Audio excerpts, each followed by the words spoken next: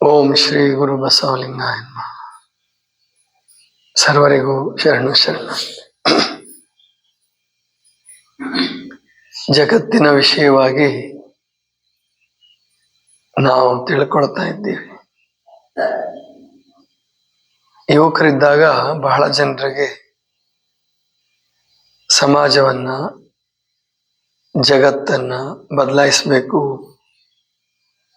ನನ್ನ ಪ್ರಕಾರ ಈ ಜಗತ್ತು ಬದಲಾಗಬೇಕು ಅಥವಾ ಈ ಸಮಾಜ ಬದಲಾಗಬೇಕು ಅಂತ ಬಯಸೋದು ಸಹಜ. ಅನ್ನಿಸ್ಬೇಕು. ಆದರೆ ಆಗಲೇಬೇಕು, ಬದಲಾವಣೆ ಆಗಲಿಲ್ಲ ಅಂತ ಹೇಳಿ ನಿರಾಶರಾಗಬೇಕಾಗಿಲ್ಲ. ಸಮಾಜ ಸುಧಾರಕರು, ದೇಶೋದ್ಧಾರಕರು, ಜಗತ್ತಿಗೆ ಮಾರ್ಗದರ್ಶನ ಮಾಡುವವರು ಕೂಡ ಅವರ ಅನುಭವದಿಂದ ಕೊನೆಗೆ ಹೇಳಿರೋದೇನು ಅಂದ್ರೆ, ನಾವು ಜಗತ್ತನ್ನ ಸುಧಾರಿಸ್ಲಿಕ್ಕೆ ಬಂದವರಲ್ಲ. ಮೊದಲಿಗೆ ಕೆಲವರು ಹೇಳಿದ್ದುಂಟು, ಆದ್ರೆ ಅವರದ್ದೇ ಅನುಭವ ಕೊನೆಗೆ ತಗೊಂಡಾಗ, ಇಲ್ಲ, ನಾವು ಪರಮಾತ್ಮನನ್ನ ಕಾಣಲಿಕ್ಕೆ ಬಂದವರು, ನಮ್ಮನ್ನು ನಾವು ಅರಿಲಿಕ್ಕೆ ಬಂದವರು, ಲೋಕದ ಡೊಂಕ ನೀವೇಕೆ ತಿದ್ದುವಿರಿ ಅನ್ನೋ ಮಟ್ಟಕ್ಕೆ ಹೇಳಿದ್ದುಂಟು. ಅಂದ್ರೆ ಇದರ ಅರ್ಥ ಏನಪ್ಪಾ ಅಂತಂದ್ರೆ, ಜಗತ್ತು ಅಥವಾ ಕಾಲ, ಸಂದರ್ಭಗಳು ಮನುಷ್ಯನ ಕೈಲಿರೋದು ತುಂಬಾ ಕಡಿಮೆ, ಬಹಳ ಕಡಿಮೆ. ನಾವು ಅನ್ಕೊಂತೀವಿ ಎಲ್ಲವನ್ನೂ ಮಾಡ್ಬಿಡ್ತೀವಿ. ನೀವೆಲ್ಲ ಒಬ್ಬರ ಹೆಸರು ಕೇಳಿರ್ಬೇಕು, ನೆಪೋಲಿಯನ್ ಬೋನಪಾರ್ಟೆ. ಬಹಳ ದೊಡ್ಡ ರಾಜ, ಫ್ರಾನ್ಸ್ ದೇಶದಲ್ಲಿ ಆಗಿ ಹೋದವನು, ಯುದ್ಧ ನಿಪುಣ,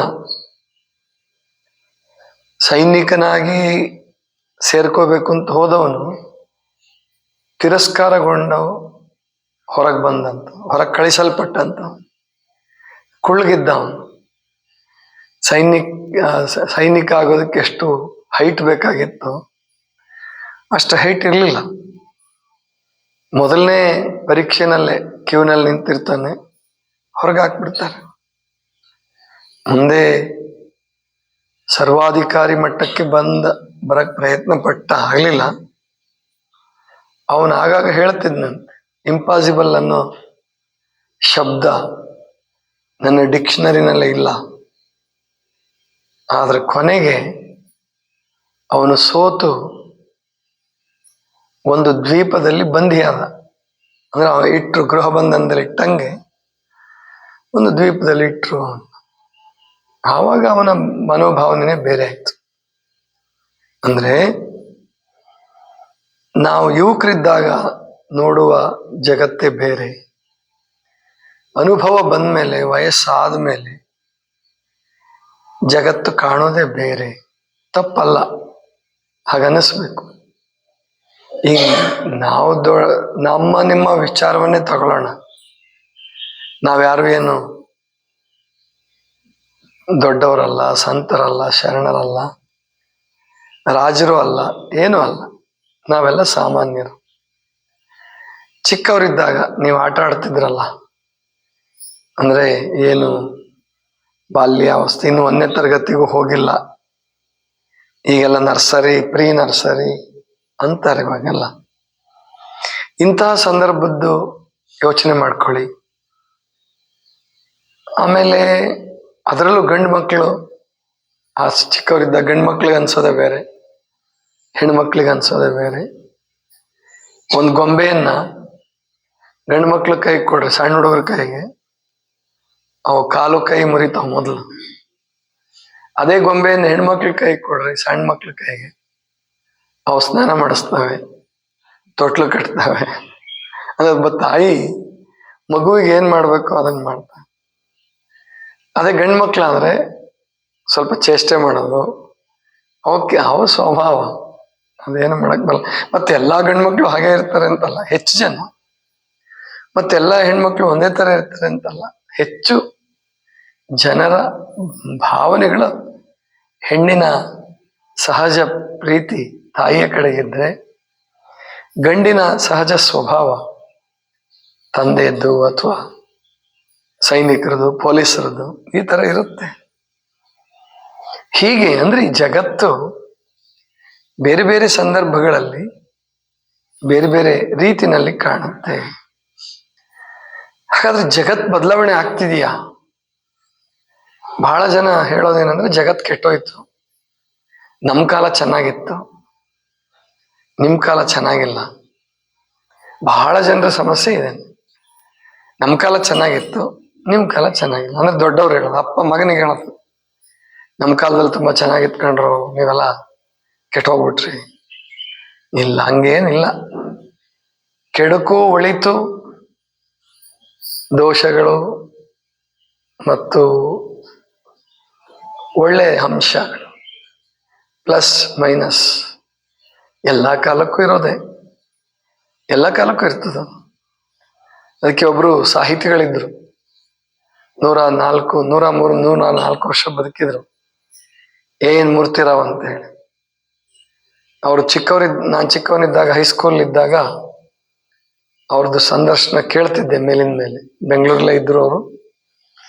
ಮತ್ತು ಬೆಂಗಳೂರು ಆಕಾಶವಾಣಿಗೂ ಕೆಲವು ದಿವಸ ಆಕಾಶವಾಣಿಯಲ್ಲೇ ಕೆಲಸ ಮಾಡಿದ್ರು ಅನ್ಸುತ್ತೆ, ಅಥವಾ ನಿರಂತರ ಆಕಾಶವಾಣಿಯ ಕಾರ್ಯಕ್ರಮ ನೀಡೋರು, ಭಾಷಣ ಕೊಡೋರು, ಸಂದರ್ಶನ ಬಹಳ ಬೆಳಕು ಅಂತ ಬರ್ತಿತ್ತು.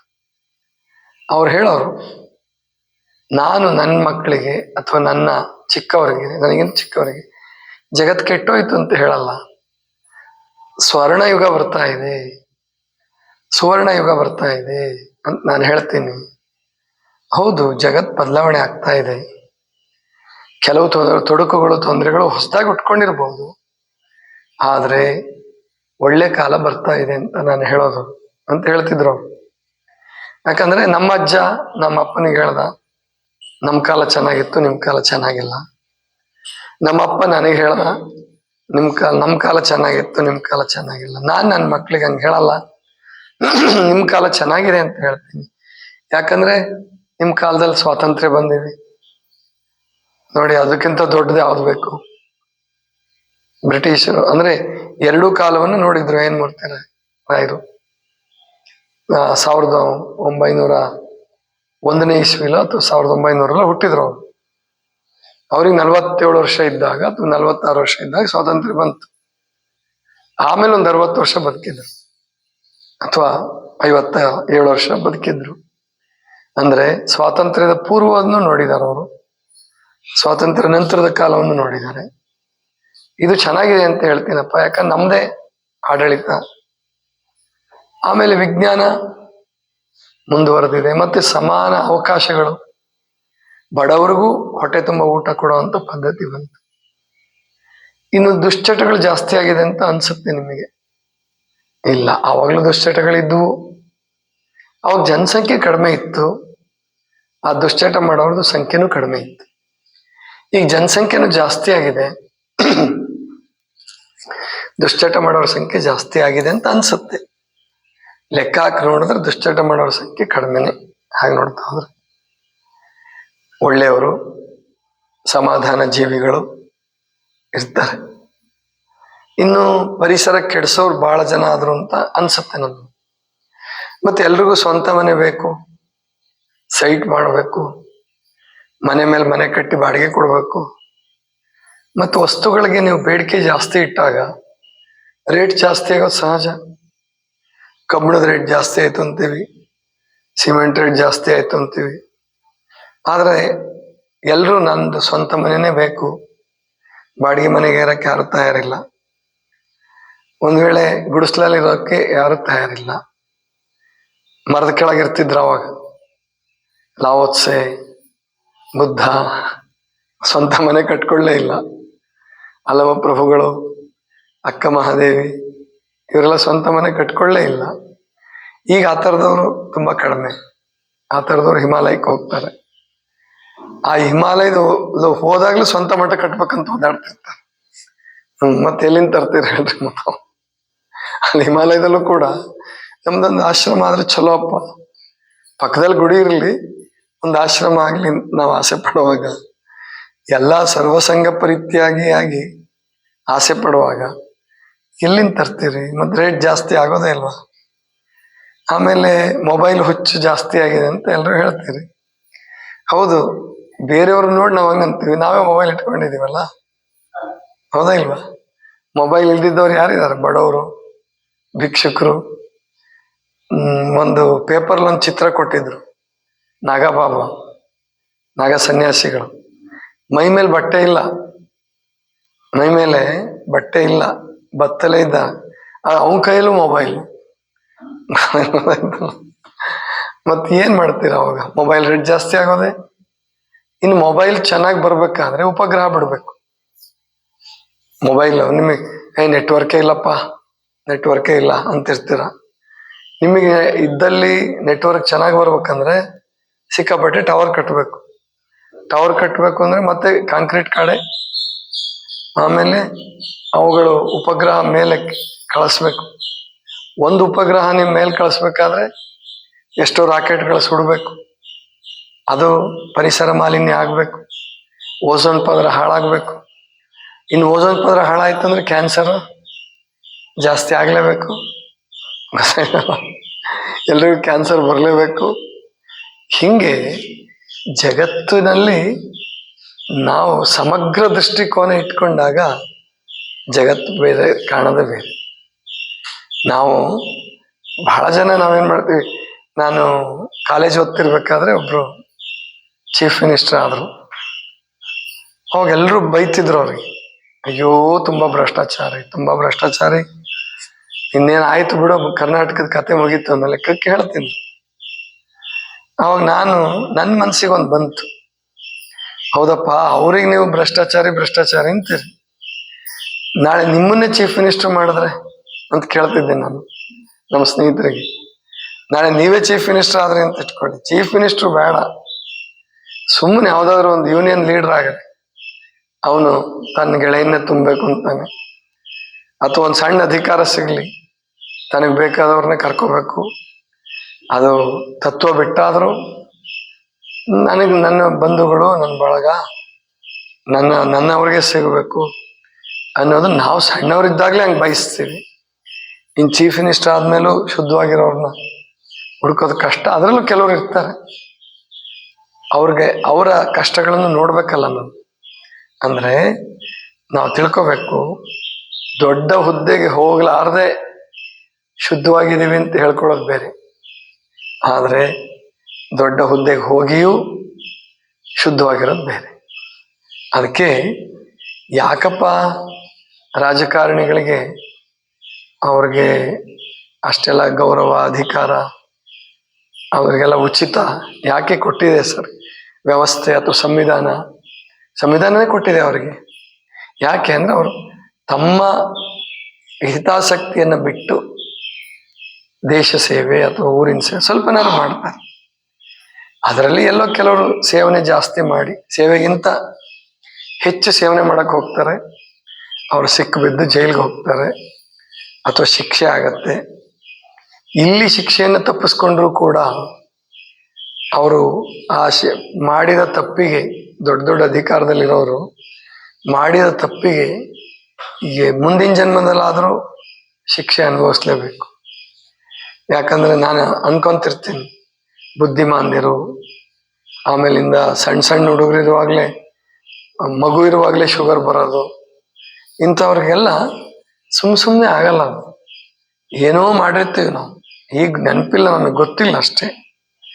ಆದ್ರಿಂದ ಪಾಪ ಮಾಡೋದಕ್ಕೆ ಹೆದರಬೇಕು. ಅದರಲ್ಲೂ ದೊಡ್ಡ ಸ್ಥಾನದಲ್ಲಿ ಇರ್ತಕ್ಕಂಥವ್ರು ಶಿಕ್ಷೆ, ತಿಳುವಳಿಕಸ್ತರು ತಪ್ಪು ಮಾಡಿದ್ರೆ ಶಿಕ್ಷೆ ಜಾಸ್ತಿ ಇರ್ತದೆ. ಕೋರ್ಟಲ್ಲೂ ಕೂಡ ಅಷ್ಟೇ, ತಿಳುವಳಿಕಸ್ತರು ಗೊತ್ತಿದ್ದು ತಪ್ಪು ಮಾಡಿದ್ರೆ, 2ನೇ ಸಾರಿ 3ನೇ ಸಾರಿ 4ನೇ ಸಾರಿ ತಪ್ಪು ಮಾಡಿದ್ರೆ ಶಿಕ್ಷೆ ಜಾಸ್ತಿ ಹಾಕುವಂತ ಹೋಗ್ತಾನೆ. ಸಣ್ಣವ್ರು ತಪ್ಪು ಮಾಡಿದ್ರೆ ಹೋಗ್ಲಿ ಬಿಡು, ಗೊತ್ತಾಗಲ್ಲ ಪಾಪ, ಒಂದು ಹೊಟ್ಟೆಗಾಗಿ ಬಟ್ಟೆಗಾಗಿ ಕಳ್ತನ ಮಾಡಿದ್ರೆ ಅವನಿಗೆ ಕ್ಷಮೆ ಕೊಡ್ಬೋದು, ಪಾಪ ಹೊಟ್ಟೆ ತುಂಬಿಕೊಳ್ಳೋದಕ್ಕೆ ಕಳ್ತನ ಮಾಡಿದ ಅನ್ಬಿಡ. ಆದ್ರೆ ಚುನಾವಣೆ ಗೆಲ್ಲಕ್ಕೋಸ್ಕರ ಭ್ರಷ್ಟಾಚಾರ ಮಾಡಿದ್ರೆ ಅವ್ರಿಗೆ ನೀವು ತಪ್ಪಿಸ್ಕೋಬಹುದು, ಇಲ್ಲಿ ತಪ್ಪಿಸ್ಕೋಬಹುದು, ಆದ್ರೆ ಅಲ್ಲಿ ಪರಮಾತ್ಮನಲ್ಲಿ ಶಿಕ್ಷೆ ತಪ್ಪಿಸ್ಕೊಳಕ್ಕಾಗಲ್ಲ. ಅದು ಕೂಡ ಹೊರಗಿನ ನರಕ ಅಲ್ಲ, ಹೊರಗಿನ ನರಕ ಅಲ್ಲ, ಅದನ್ನ ತಿಳ್ಕೊ ಬಿಟ್ಬಿಡಿ. ಸತ್ತ ಮೇಲೆ ನರಕ ಅಲ್ಲ, ಸತ್ತ ಮೇಲೂ ಮತ್ತೆ ಹುಟ್ಟು ಬರ್ತೀರ. ಆ ನರಕವನ್ನು ಅನುಭವಿಸೋದಿದೆಯಲ್ಲ, ಹಿಂದೆ ಏನಾಗಿದ್ರಿ ಅಂತ ಗೊತ್ತಿಲ್ಲ, ಆದರೆ ಶಿಕ್ಷೆಯನ್ನು ಮಾತ್ರ ನಾವು ಅನುಭವಿಸ್ಲೇಬೇಕು. ಅದಕ್ಕೆ ಪುರಾಣಗಳಲ್ಲಿ ಬೇರೆ ಬೇರೆ ತರ ಸಾಂಕೇತಿಕವಾಗಿ ಬರ್ದಿರ್ಬಹುದು, ಆದರೆ ಯಾವ ಕಾಲಕ್ಕೂ ಕೂಡ ವಿಜ್ಞಾನನೇ ಇರಲಿ ಅಥವಾ ಪುರಾಣದ ಕಾಲ ಇರಲಿ ವಿಜ್ಞಾನದ ಕಾಲ ಇರಲಿ, ಯಾವ ಕಾಲದಲ್ಲಿಯೂ ತಾನು ಮಾಡಿದ ಒಳ್ಳೆಯದಕ್ಕೆ ಸತ್ಪರಿಣಾಮವನ್ನ, ಕೆಟ್ಟದ್ದಕ್ಕೆ ದುಷ್ಪರಿಣಾಮವನ್ನ ಅನುಭವಿಸಿಯೇ ತೀರ್ಬೇಕು. ಅದು ಹೇಗೆ ಅನ್ನೋದನ್ನ ವ್ಯಾಖ್ಯಾನ ಮಾಡ್ಲಿಕ್ಕೆ ಆಗಲ್ಲ. ಅದು ಕರ್ಮಾಧ್ಯಕ್ಷ, ಅದು ಪರಮಾತ್ಮನಿಗೆ ಬಿಟ್ಟದ್ದು. ಅದು ನಿಮ್ಮ ಚಿತ್ತದಲ್ಲೇ ಇರ್ತದ, ನಿಮ್ಮ ಚಿತ್ತದಲ್ಲೇ ಇರ್ತದೆ. ನಮ್ಮ ತಪ್ಪಿಂದನೇ ನಾವೆಷ್ಟೋ ತೊಂದರೆಗಳನ್ನು ಮಾಡ್ಕೊಳ್ತೀವಿ. ಕೈ ಮುರ್ಕೊಳ್ತೀವಿ, ಕಾಲು ಮುರ್ಕೊಳ್ತೀವಿ, ಏನೇನೋ ಮಾಡಕ್ ಹೋಗಿ ಏನೋ ತೊಂದರೆ ಮಾಡ್ಕೊತೀವಿ. ಅದು ನಮಗೆ ವಿಧಿ. ವಿಧಿ ಅಂದ್ರೆ ಕೆಟ್ಟದ್ದಂತ ಯಾರು ಭಾವಿಸ್ಬೇಡಿ. ವಿಧಿ ಅಂದ ಕೂಡಲೇ ಹೆಣ್ಮಕ್ಳಿಗೆ ವಿಧಿ ಅನ್ನೋದು, ಆ ಗಂಡ ಹೆಂಡತಿಗೆ ಏನು ಇದಿ ಗಂಟು ಬಿದ್ದಿದೆ ಅನ್ನೋದು, ಅಥವಾ ಹೆಂಡತಿ ಗಂಡನಿಗೆ ನನ್ನ ಕರ್ಮ ನಾನು ಇದಿ ಗಂಟು ಬಿದ್ದಿದೆ ಅನ್ನೋದು, ಅದ ಇದಿ ಅಲ್ಲ. ಇದಿ ಅಥವಾ ವಿಧಿ. ವಿಧಿ ಅಂದ್ರೆ ಇಂಗ್ಲಿಷಲ್ಲಿ ಆರ್ಟಿಕಲ್ ಅಂತ. ಸಂವಿಧಾನದಲ್ಲಿ ಆರ್ಟಿಕಲ್ 395 ವಿಧಿಗಳು, ಆರ್ಟಿಕಲ್ಸ್ ಇದೆ ಸಂವಿಧಾನದಲ್ಲಿ ಅಂತ ಹೇಳಿದ್ರೆ, ಇದು ಮಾನವ ಬರೆದಿರೋ ಸಂವಿಧಾನ, ಭಾರತ ದೇಶಕ್ಕೆ ಅನ್ವಯವಾಗುವ ಸಂವಿಧಾನ. ಪರಮಾತ್ಮನಲ್ಲಿಯೂ ಸಂವಿಧಾನ ಇದೆ, ಅದು ಅಲಿಖಿತ ಸಂವಿಧಾನ, ಪುಸ್ತಕದ ರೂಪದಲ್ಲಿ ಇಲ್ಲ, ಅದು ನಿಯಮಗಳ ರೂಪದಲ್ಲಿದೆ. ಋತ ಅಂತ ಕರೆದಿದ್ದಾರೆ ವೇದಗಳಲ್ಲಿ. ಅದಕ್ಕೆ ಋತ ಅಥವಾ ಋತು ಅಂತ ಕೂಡ ಹೇಳ್ತಿರಲ್ಲ ನೀವು, ಅದು ಪರಮಾತ್ಮನ ಸಂವಿಧಾನ. ಅದನ್ನು ವ್ಯಾಖ್ಯಾನ ಮಾಡೋರೆ ಗುರುಗಳು. ಗುರುಗಳು ಒಂಥರ ಲಾಯರ್ಸ್ ಇದ್ದಂಗೆ ಆ ಸಂವಿಧಾನವನ್ನು ವ್ಯಾಖ್ಯಾನ ಮಾಡ್ತಾರೆ. ಎಷ್ಟೋ ಗುರುಗಳು ಅದನ್ನು ಕೂಡ ತಪ್ಪಾಗಿ ಅರ್ಥ ಮಾಡಿಕೊಂಡು ಹೇಳಿಕೊಟ್ಟು ಅವ್ರ ಅನುಯಾಯಿಗಳು ಹಿಂಸೆ ಅನುಭವಿಸ್ತಿದ್ದಾರೆ, ಹಿಂಸೆ ಅನುಭವಿಸ್ತಾರೆ, ಅವರು ಹಿಂಸೆ ಮಾಡ್ತಾರೆ, ಹಿಂಸೆ ಅನುಭವಿಸ್ತಿದ್ದಾರೆ. ಕೆಲವು ಸಾರಿ ಗುರುಗಳೇ ತಪ್ಪಿ ಹೇಳಿಕೊಟ್ಟಿರಬಹುದು, ಅಂದ್ರೆ ಆ ಸಂವಿಧಾನವನ್ನು ಅರ್ಥ ಮಾಡೋದ್ರಲ್ಲಿ ಗುರುಗಳೇ ತಪ್ಪಿರಬಹುದು. ಹಂಗೂ ಆಗಿದೆ, ಎಷ್ಟೋ ಸರಿ ಆಗಿದೆ. ಅಂತಹ ಧರ್ಮಗಳು ನಾಶ ಆಗಿ ಹೋಗಿದ್ದಾವೆ. ಅದಕ್ಕೆ ಹಿಂಸೆ ಎಂದೂ ಕೂಡ ಉತ್ತರ ಆಗಲಾರದು. ಹಿಂಸೆಯಿಂದ ಜಗತ್ತನ್ನು ಕಟ್ಟಲಿಕ್ಕೆ ಸಾಧ್ಯವಿಲ್ಲ.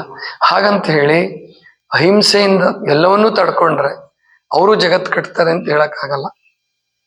ಎಲ್ಲಿ ಯಾವಾಗ ಹೇಗೆ ಉತ್ತರ ಕೊಡಬೇಕು, ಹೇಗೆ ಜಗತ್ತನ್ನು ಕಟ್ಟಬೇಕು, ಜಗತ್ತಿನ ನಿಯಮಗಳನ್ನು ಅರ್ಥ ಮಾಡ್ಕೊಳ್ಳೋದು ಇದೆಯಲ್ಲ, ಅದೇ ಬಹಳ ದೊಡ್ಡ ಸಾಧನೆ, ಅದೇ ಧರ್ಮ, ಅದೇ ಯೋಗ, ಅದೇ ಧ್ಯಾನ, ಅದೇ ಸಮಾಧಿ. ಅರ್ಥ ಮಾಡಿಕೊಂಡು ನಮ್ಮ ಬದುಕನ್ನು ಇತರರ ಬದುಕನ್ನು ಸುಂದರಗೊಳಿಸಿಕೊಳ್ಳೋದು, ಶಾಂತಗೊಳಿಸಿಕೊಳ್ಳೋದು, ಅರ್ಥಪೂರ್ಣಗೊಳಿಸಿಕೊಳ್ಳೋದು ನಮ್ಮ ಕೈಯಲ್ಲೇ ಇದೆ, ನಿಮ್ಮ ಕೈಯಲ್ಲೇ ಇದೆ. ಅದಕ್ಕೆ ಸಣ್ಣ ಸಣ್ಣ ಉದ್ದೇಶಗಳನ್ನ ಇಟ್ಕೋಬೇಡಿ. ಒಂದು ಮನೆ ಕಟ್ಬಿಟ್ಟು ಸತ್ತು ಬಿಡೋಣ, ಮನೆ ಮೇಲೆ ಮನೆ ಕಟ್ಟಿ ಬಾಡಿಗೆ ಕೊಟ್ಟು ಇಬ್ರಿಗೂ ಒಂದೊಂದು, ಕೆಳಗೊಬ್ಬನಿಗೆ ಮೇಲೊಬ್ಬನಿಗೆ, ಅಥವಾ ಹೆಣ್ಣುಮಗಳಿಗೆ ಒಂದು ಮನೆ, ಈ ಥರ ಇಷ್ಟು ಸಣ್ಣ ಉದ್ದೇಶಗಳನ್ನ ಯಾರು ಇಟ್ಕೋಬೇಡಿ. ಚೆನ್ನಾಗಿ ಬದುಕೋಣ, ಅರ್ಥಪೂರ್ಣವಾಗಿ ಬದುಕೋಣ, ತತ್ವನಿಷ್ಠವಾಗಿ ಬದುಕೋಣ, ಸತ್ಯದಿಂದ ಬದುಕೋಣ. ಎಲ್ಲರಿಗಾಗಿ ಅಥವಾ ರಾಷ್ಟ್ರಕ್ಕಾಗಿ, ಸಮಾಜದ ಹಿತಕ್ಕಾಗಿ, ನನ್ನದು ಹಿತ ಸಮಾಜದ ಹಿತ ಎರಡೂ ಆಗಬೇಕು ಅನ್ನುವ ಗುರಿಯನ್ನು ಇಟ್ಕೊಳ್ಳಿ. ಅದಕ್ಕೆ ಏನು ಮಾಡಬೇಕು, ಅದಕ್ಕೆ ನಮ್ಮ ಕೈಲಿ ಏನು ಕೆಲಸ ಮಾಡಕ್ ಸಾಧ್ಯ, ಒಳ್ಳೆಯದನ್ನ ಎಷ್ಟು ಮಾಡಲಿಕ್ಕೆ ಸಾಧ್ಯ ಅಷ್ಟು ಮಾಡೋಣ. ದೊಡ್ಡದಾಗಿ ಏನು ಶಾಸಕರಾಗಿ ಉದ್ಧಾರ ಮಾಡಬೇಕು ಅಂತ ಏನಿಲ್ಲ.